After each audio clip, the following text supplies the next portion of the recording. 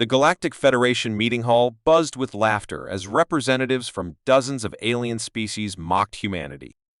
They had always been the weakest, most insignificant race in the galaxy, or so the aliens thought. Earth had been part of the Federation for a century, but their requests for fair treatment were dismissed every time. No one took them seriously. That changed the day humanity decided they'd had enough. For years, Earth had quietly endured the insults.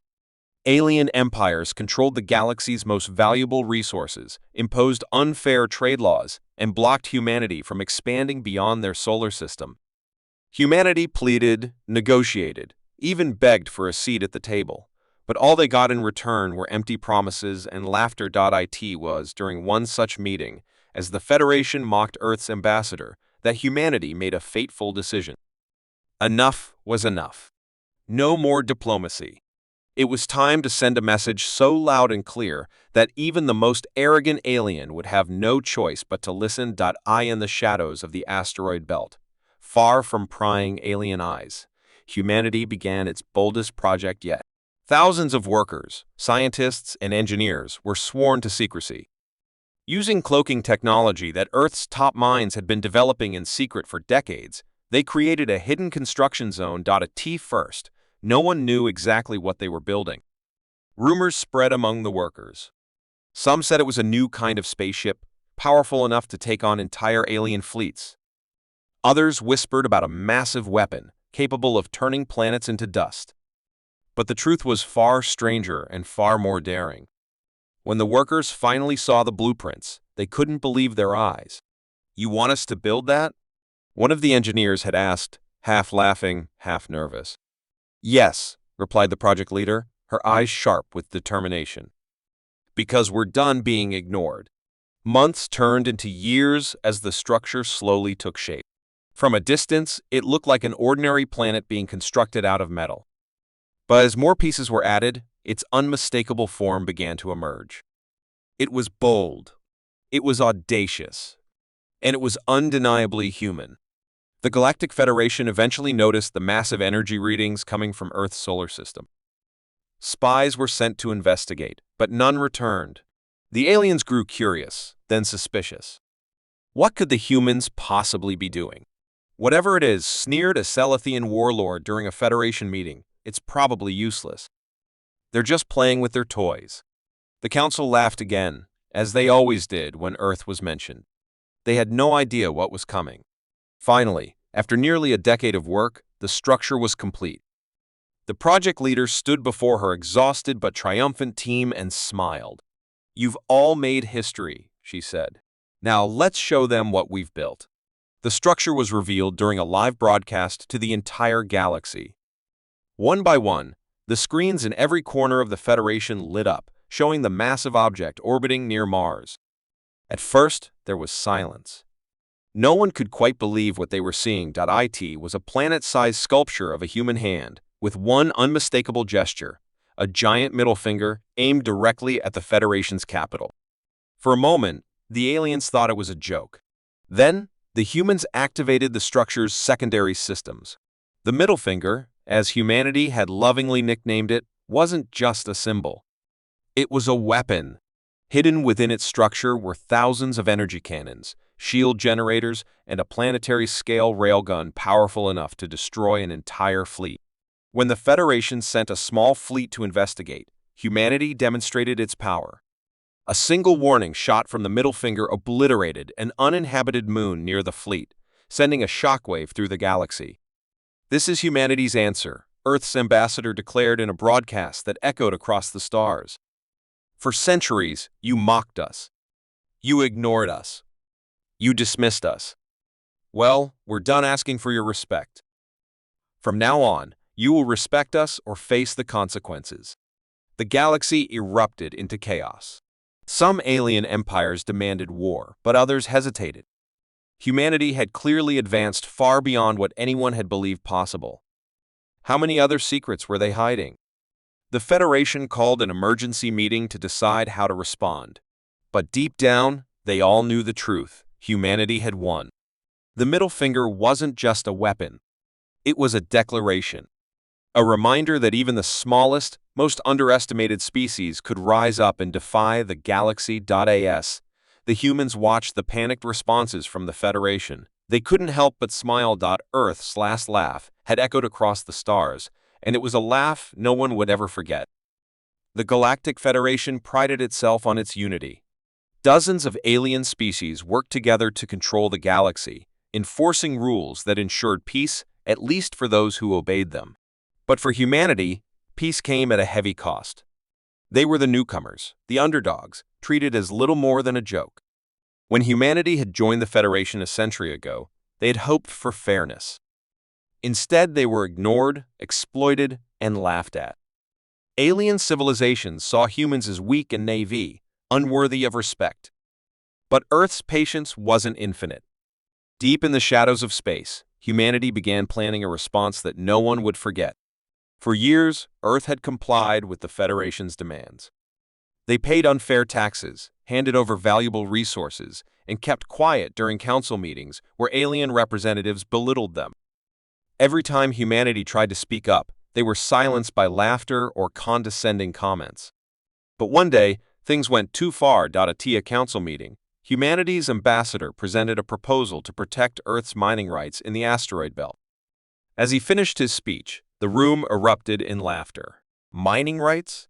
Sneered a representative from the Krelax Empire, her mandibles clicking in amusement. You barely know how to mine your own planet. The ambassador clenched his fists, his face calm but his voice steady with anger. One day, you will regret underestimating us. The council only laughed harder. Back on Earth, the leaders of humanity gathered in secret. Diplomacy has failed, said President Asher, her voice cold and determined. If they won't respect us, we'll make them fear us. The decision was made. Humanity's brightest minds began working on the most ambitious project in their history. A massive structure was to be built, hidden from alien eyes. It had to be bold, undeniable, and, above all, impossible to ignore. The operation was codenamed Project Gesture. The construction took place in the asteroid belt, far from the prying eyes of alien surveillance. Thousands of engineers, scientists, and workers were sworn to secrecy. Cloaking devices surrounded the construction zone, making it invisible to Federation sensors. At first, no one outside the project knew what was being built. Rumors spread among the workers. Some thought it was a weapon, a planet-sized warship to rival the fleets of the most powerful empires. Others believed it was a trap, designed to draw alien ships into a deadly ambush. But when the workers finally saw the structure taking shape, they were stunned. It wasn't a warship or a trap. It was a message, a colossal sculpture of a human hand, with one finger extended high into space. A middle finger. The galaxy remained oblivious as construction continued. Meanwhile, the Federation's treatment of humanity grew worse. Trade routes were blocked, colonies were threatened, and Earth's ambassadors were insulted at every opportunity. When the Federation finally detected strange energy readings from the asteroid belt, they sent scouts to investigate. None of them returned. The cloaking devices held strong, and humanity kept working. Finally, after 10 years, the structure was complete. It was the size of a small planet, made of reinforced alloys and powered by reactors that could rival the energy output of a star. But it wasn't just a giant insult. It was also a weapon. Hidden within the sculpture were thousands of railguns, missile launchers, and energy cannons. Its surface was protected by advanced shields, capable of withstanding the most powerful attacks. Humanity wasn't just sending a message, they were making sure it was heard. The unveiling was dramatic. During a live broadcast of a Federation Council meeting, every screen in the chamber suddenly went black. Then, the image of the middle finger appeared, orbiting Mars. Gasps filled the room. For the first time in centuries, the council was silent. Earth's ambassador stepped forward, his face calm but his eyes blazing with defiance. For decades, you have mocked us, oppressed us, and treated us as less than you. Today, we deliver our answer. The council erupted into chaos. Some aliens demanded war, calling humanity's actions an insult to the Federation. Others hesitated, realizing the implications of such a massive structure. When the Krelax representative mocked humanity again, Calling the middle finger a pathetic joke, the ambassador smiled. "We'll see if you still think it's a joke after this," he said. The middle finger's weapon systems activated, locking onto a Federation fleet stationed near the asteroid belt. In a flash, a single railgun fired, striking a nearby moon. The impact shattered the moon into fragments, sending shockwaves across the system. The message was clear. Humanity wasn't playing games anymore. The Federation Council fell into disarray. Some demanded immediate retaliation, but others were terrified of what humanity might be capable of. If they had built this, what else were they hiding? Back on Earth, the people watched the broadcast with pride. For the first time, humanity had made its mark on the galaxy, a mark that could never be ignored. The middle finger became a symbol of humanity's defiance. It wasn't just a structure, it was a declaration. Humanity was no longer willing to bow to the Federation. They had sent a message across the stars, and it had been heard loud and clear. As Earth ambassador ended his broadcast. He left the galaxy with a warning: from now on, we won't ask for respect. We'll take it. The galaxy would never look at humanity the same way again. For centuries, the Galactic Federation ruled the stars. Its powerful empires controlled trade, resources, and even the flow of knowledge. Every new species was expected to join the Federation and obey its laws without question. But for humanity, life in the Federation was a nightmare. When Earth joined the Federation, its leaders hoped for unity and prosperity. Instead, they were treated like a servant race, forced to pay heavy taxes and follow unfair rules. Humans were banned from settling on most planets, and their technology was mocked as primitive. They were nothing but a joke to the other species.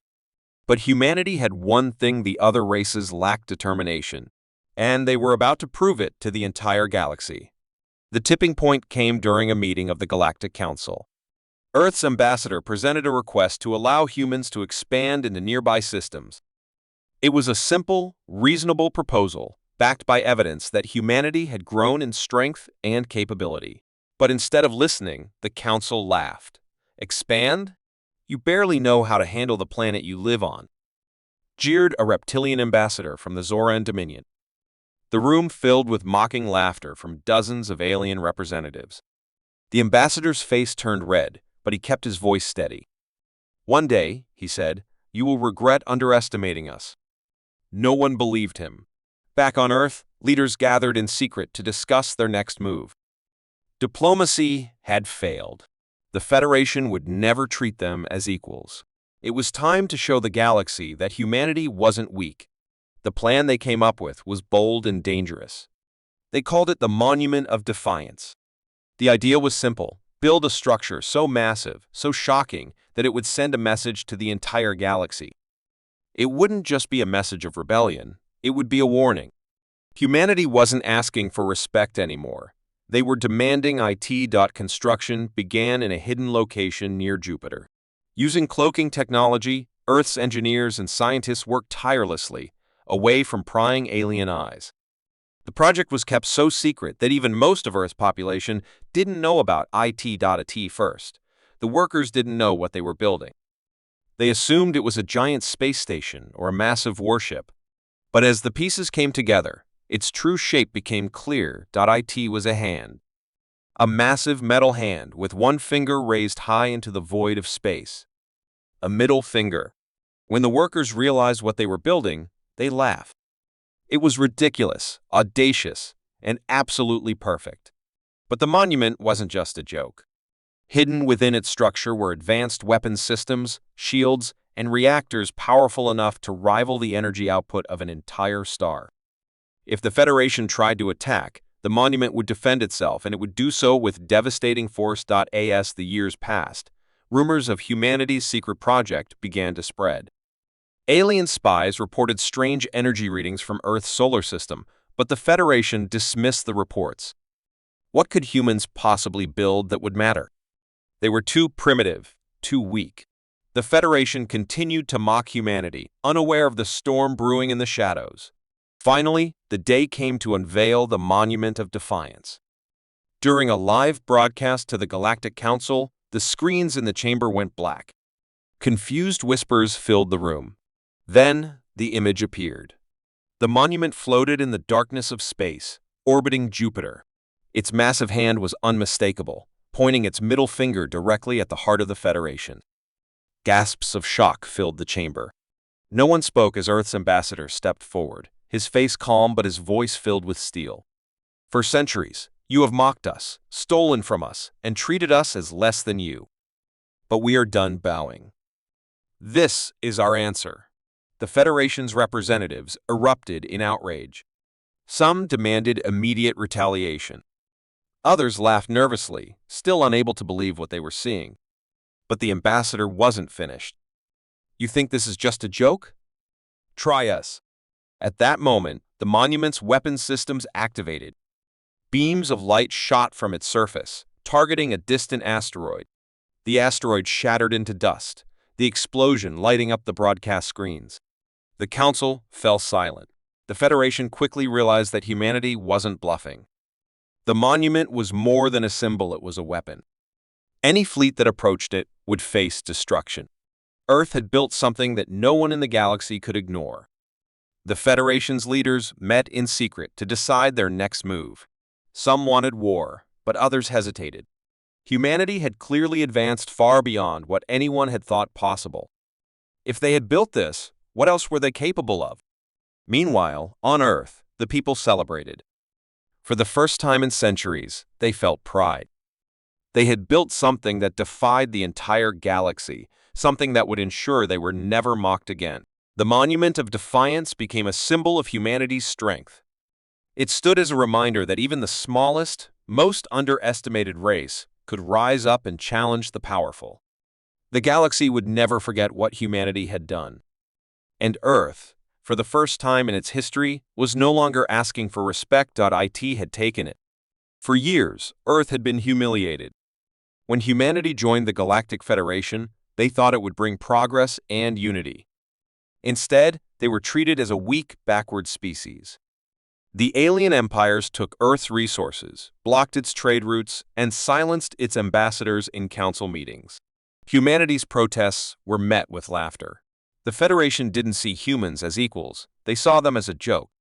But humanity had a breaking point, and the day finally came when Earth decided it had endured enough. This was the day Earth fought back. It started with a single insult at a Galactic Council meeting. Earth's ambassador, a man named Daniel Cross, stood before the Federation representatives, pleading for the survival of one of Earth's colonies in the Alpha Centauri system. "Please," he said, his voice steady but strained. "All we ask is fair treatment. Let our colony keep the resources it has mined.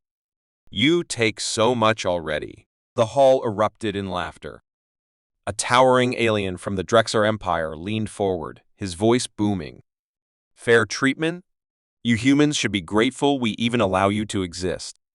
You're nothing but pests." More laughter echoed through the chamber. Cross stood still, his fists clenched, his jaw tight. He didn't argue. He didn't beg. He simply said one thing before leaving the hall: "You'll regret this." Back on Earth, that moment sparked a decision. Humanity's leaders met in secret, their faces grim but determined. "Diplomacy is over," President Linz declared, slamming her hand on the table. "We've tried peace. We've tried reason. Now we show them what we're capable of." The plan they devised was ambitious, dangerous, and bold. It was a plan to strike fear into the heart of the Federation, to make every alien empire think twice before mocking humanity again. They called it Project Sentinel. For years, humanity worked in total secrecy. Using hidden shipyards near Saturn, they began constructing a massive structure, a machine that would be both a symbol of defiance and a weapon of unparalleled power. Thousands of engineers, scientists, and workers toiled day and night, protected by powerful cloaking technology that kept the project hidden from alien eyes. The workers had no idea what they were building at first. All they knew was that it was massive, larger than anything humanity had ever constructed. As the pieces came together, whispers spread among the workers. Was it a space station? A warship? A planetary defense grid? Then, one day, the project leader unveiled the truth. "It's not just a weapon," she said, her voice echoing through the construction bay. It's a message. The workers stared at the holographic blueprint, their eyes widening. It was a colossal sculpture of a hand, its middle finger extended high into the void of space, a middle finger aimed directly at the Galactic Federation.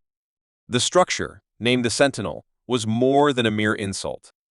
It was armed with advanced weaponry, planetary-scale railguns, missile batteries, and energy cannons capable of devastating entire fleets.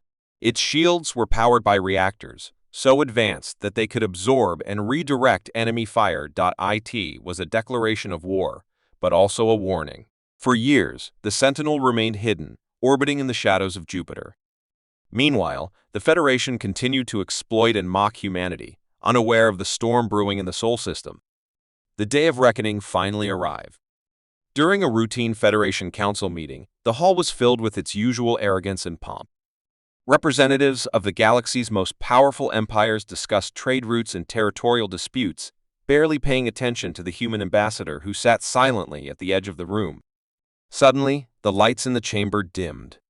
The holographic screens around the room flickered, then went dark. Confused murmurs spread through the hall.